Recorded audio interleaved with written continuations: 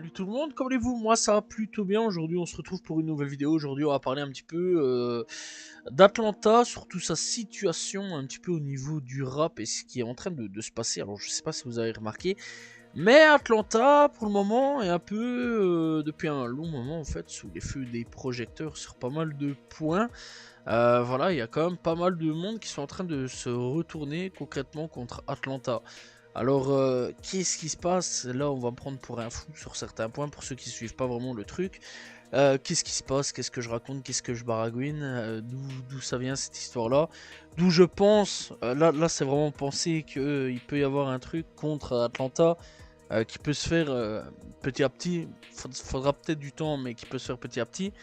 Et que Atlanta va pas être dans une bonne position pendant je sais pas combien d'années, mais pendant un petit moment. Parce qu'il se passe quand même des trucs assez fous. Et surtout, c'est avec les artistes majeurs. Alors, pas tous, mais certains vont sûrement être impactés dans tout ça. Alors, on va revenir à certaines choses du fait que le cas Young Thug, on va revenir souvent au cas Young Thug. C'est une dinguerie à quel point à chaque vidéo, je reviens quasiment toujours à ce point-là. Le cas Young Thug, avant Young Thug, donc voilà, on va en parler, c'est que à peu près tout le monde voulait fit avec des gars d'Atlanta. 21 Savage, Gunna, Lil Baby, Young Thug, voilà, et j'en passe. À peu près tous les gars d'Atlanta passaient par des feats avec des gars d'ailleurs, voilà, New York, voilà, soit Bâton Rouge, Chicago, voilà, et Los Angeles et bien d'autres. Voilà, à peu près tout le monde voulait feat avec Atlanta parce que c'était la hype, on rappelle. Donc en 2000, ouais, de 2015 à peu près jusqu'à 2020, c'était une grosse hype de feat avec des gars d'Atlanta. Ça l'est un petit peu resté sur certains points. Voilà, il y a eu encore des gros gars d'Atlanta qui sont restés. Young Thug, il est tombé en prison. Gunna est tombé en prison. Bref, donc tout ce qui est YSL. Il y a eu le coup que Gunna il a balancé. Voilà, donc du coup, il y a pas mal de monde qui se sont retournés contre Gunna. Et bon, Gunna, il a quand même réussi à garder pas mal d'alliés à ce que je vois, vraiment énormément. Il y a toujours Offset qui est toujours à ses côtés, truc de fou, voilà. On a toujours Kodak Black aussi, deux, trois fois ils ont fait ensemble. Ils ont l'air d'être en bon terme. Roddy Rich aussi, très impressionnant à ce niveau-là. Donc voilà, il y a quand même pas mal de gars qui sont encore aux côtés de Gunna, voilà, et même à l'international, sur pas mal de points à ce niveau-là. Du côté donc de Young Thug, par contre, il a pas vraiment gagné son procès. Bon, il a eu de la chance sur certains points. Il y a eu beaucoup de choses qui ont un peu disparu. Voilà, des chefs d'accusation qui ont été abandonnés, etc. Vraiment, il a eu vraiment, c'est un miracle qu'il soit sorti. On va pas se mentir là-dessus. Donc, il est sorti avec beaucoup de chance là-dessus. Il devra plus bouger pendant quelques années. Il pourra plus aller à Atlanta pendant quelques années. Sauf si c'est mariage ou enterrement ou cas spécial. À ce niveau-là, il peut donc aussi donner des concerts et il doit aussi aller là-bas dans les écoles, etc., dans la rue pour dire c'est pas bien d'être un gangster, ça on sait. Mais depuis cette année-ci, donc, enfin, non, n'est plus cette année-ci, mais depuis 2025, été 2025, fin été 2025, on a appris quand même pas mal de petits trucs. Concernant Young Thug, il y a eu des audios qui ont fuité sur le fait que lui qui dit toujours qu'il ne faut jamais parler à la police, il a parlé à la police. Et il y a eu des trucs sur le fait que ça soit une snitch lui aussi. Deuxième coup dur pour Atlanta à ce niveau-là. Mais on rappelle aussi que pendant que Young Thug était en prison, Atlanta était en clash avec Drake. Toronto. Donc là déjà d'avance à ce niveau-là, c'est quand même assez fou. On va pas se mentir que ça met déjà mal à ce niveau-là. Drake, qu'on l'aime ou qu'on l'aime pas, c'est un gars qui bien souvent tu fais avec, il t'apporte un hit quand même. On va pas se mentir là-dessus. Et le truc c'est que à peu près tout le monde, les Avengers d'Atlanta se sont réunis et bien d'autres. Voilà, il y a même eu Los Angeles avec Kendrick Lamar se sont réunis pour aller tacler notre cher Drake. Sauf que bon, dans l'ensemble, on va pas se mentir que Drake a quand même donné plus d'un hit à beaucoup de personnes d'Atlanta. C'est un peu hypocrite sur pas mal de points. Je suis pas là forcément pour défendre Drake sur pas mal de points à ce niveau-là. Je suis pas là pour reparler et pour refaire l'histoire un petit peu sur l'histoire de ce qui s'est passé entre Kendrick Lamar et Drake. On sait très très bien que c'est Kendrick qui a gagné haut la main cette guerre-là. Moi, je parle plutôt de ce qui se passe avec Atlanta majoritairement là-dessus.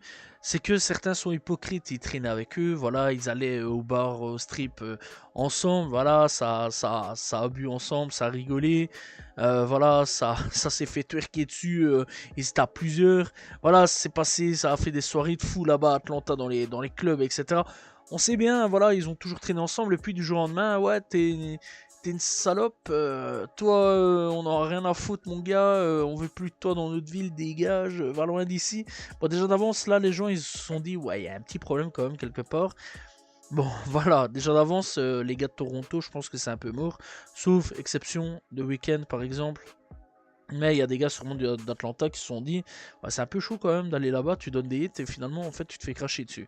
Déjà Drake, plus jamais il va fit avec des gars d'Atlanta, sauf certaines exceptions. Young Thug par exemple, parce que Young Thug a toujours dit que c'était son pote, son frère, etc. Il a jamais eu vraiment de problème. D'ailleurs il essaie de rabibocher un petit peu les gars d'Atlanta avec Drake, parce que Young Thug il est pas con. Il sait très bien que Drake c'est un mec à hit, c'est une machine à hit. Voilà, il n'est pas stupide à ce niveau-là, il sait très bien dans son intérêt qu'il vaut mieux quelque part continuer à marchander avec Drake, même si le gars c'est pas forcément le vrai hip-hop pur sang à ce niveau-là. Mais bon, déjà d'avance là-dessus, ça a mis quand même à mal. Bref, donc du coup, après tout ça, avec Young Thug, le truc c'est que 21 Savage il a débarqué avec son glaive et son épée, il a commencé à nous dire, ouais, finalement, c'est un peu con quand même que Young Thug, c'est une snitch, parce que bon, c'est quand même notre pote, on l'aime bien. Ah, finalement, peut-être que Gunna aussi, on l'aime bien. Voilà, c'est un bon gars, c'est pas méchant. Il a pas voulu être méchant avec Thug, hein, on le sait bien, voilà, donc finalement, est-ce qu'il y aurait pas moyen de faire un petit truc? Ah bah tiens, le mouvement Fuck the Street, on va l'inventer, voilà, Fuck la Street. Et le truc, c'est que ça a pas passé. Ça a pas passé du tout. Il y en a plus d'un qui n'ont pas aimé le Fuck the Street. Alors Atlanta, ah ben eux, c'est un petit peu l'aubaine à ce niveau-là. Hein. Voilà, on va l'accueillir à bras ouverts à ce niveau-là. Et bah dans l'ensemble, pourquoi pas. On va accueillir donc le mouvement Fuck the Street. Certains ont accepté, beaucoup ont accepté.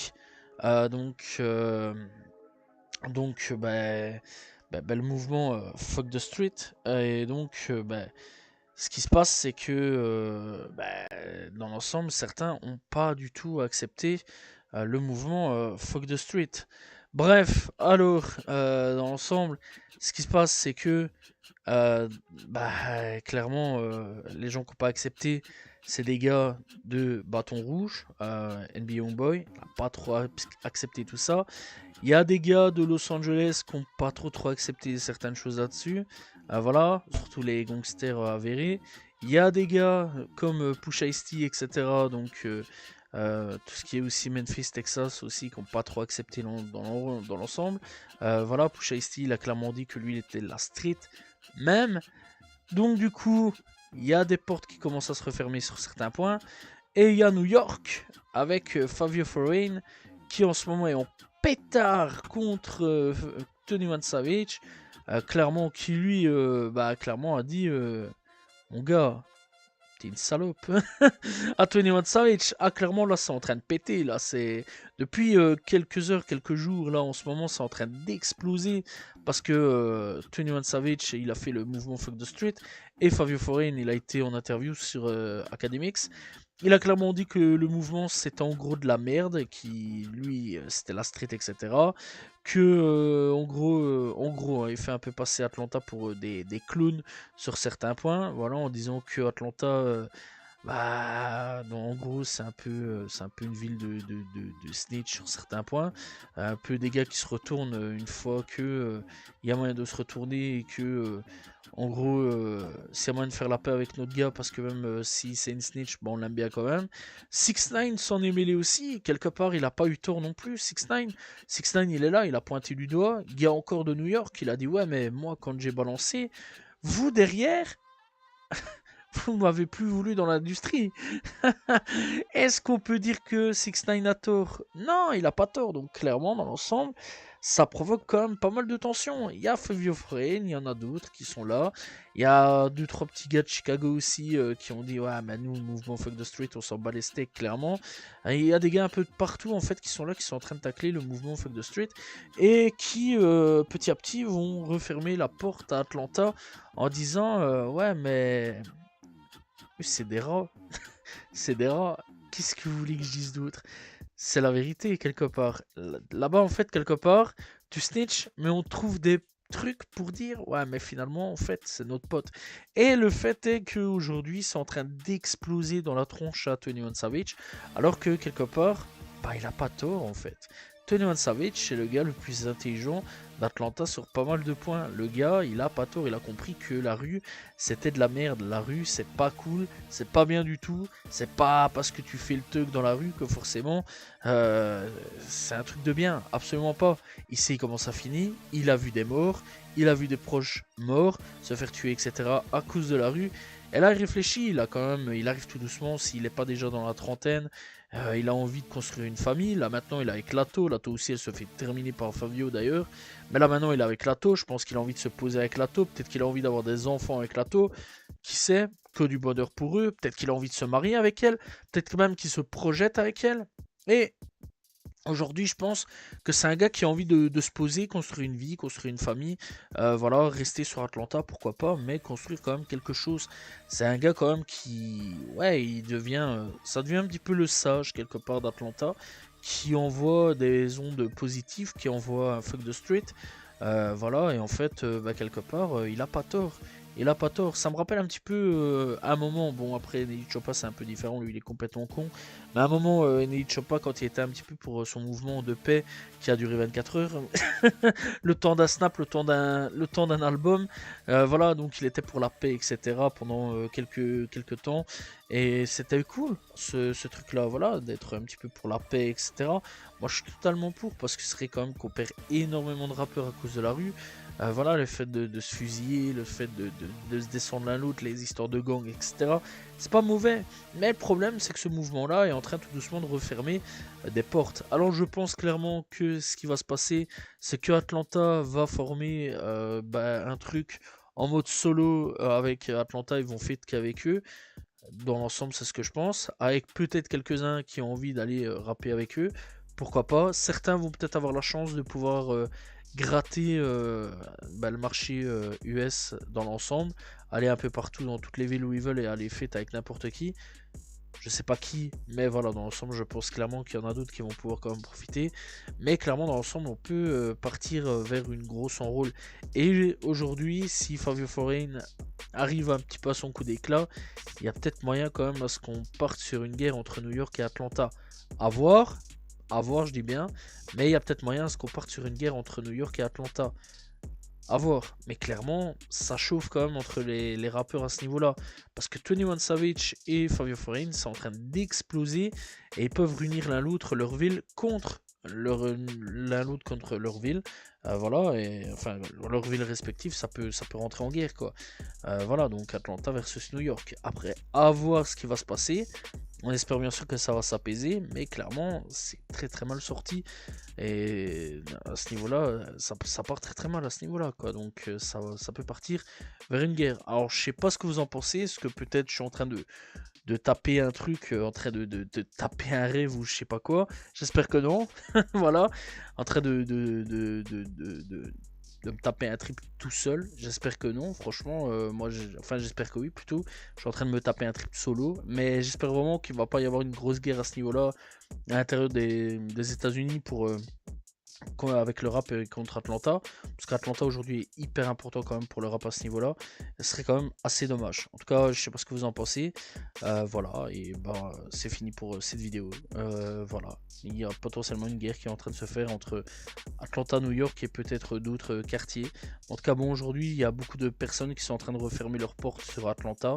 Voyons quand même qu'il y a pas mal de personnes qui ont snitch, pas mal de personnes qui suivent le mouvement Fuck the Street et que ça plaît pas trop aux gangsters avérés à ce niveau-là.